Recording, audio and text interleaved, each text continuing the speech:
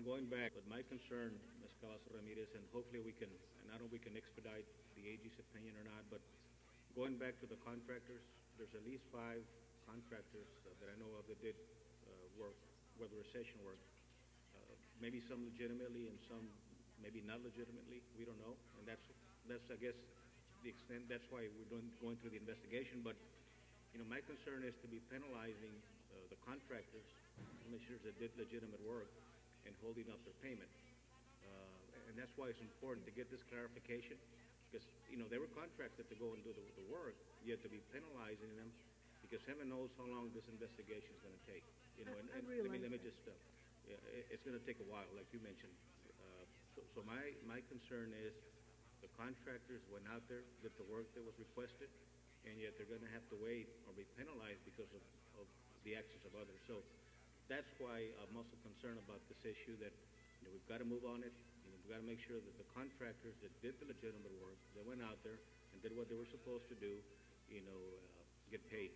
So hopefully we can get this response ASAP and then start moving on it. Commissioner Canales? I mean, and how this arose was because I've been getting a lot of phone calls from constituents, and they're obviously concerned about these are our monies and we're spending on spending this money because somebody didn't do their job or did committed fraud.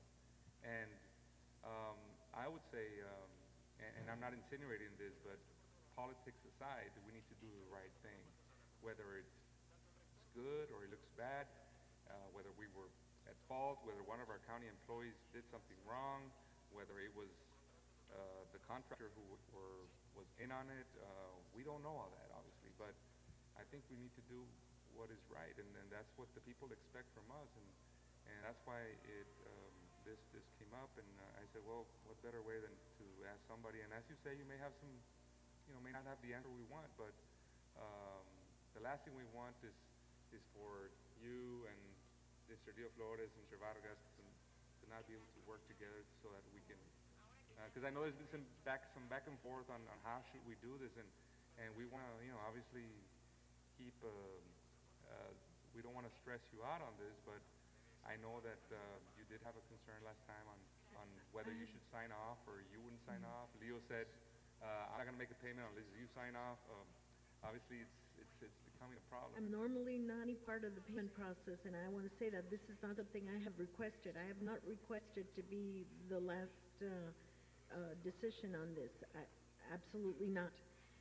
My only concern is, and I understand you're concerned about the businesses, Commissioner, Judge, but I'm concerned about the fact that we're going to be paying with taxpayer dollars.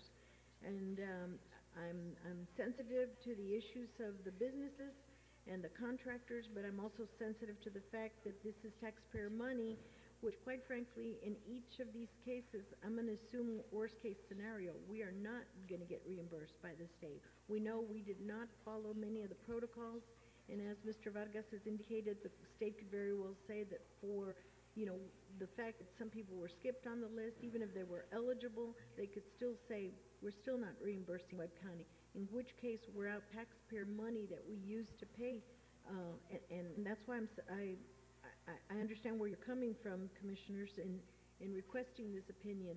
We're going to be using taxpayer dollars to pay for repairs to private homes that they may not have been eligible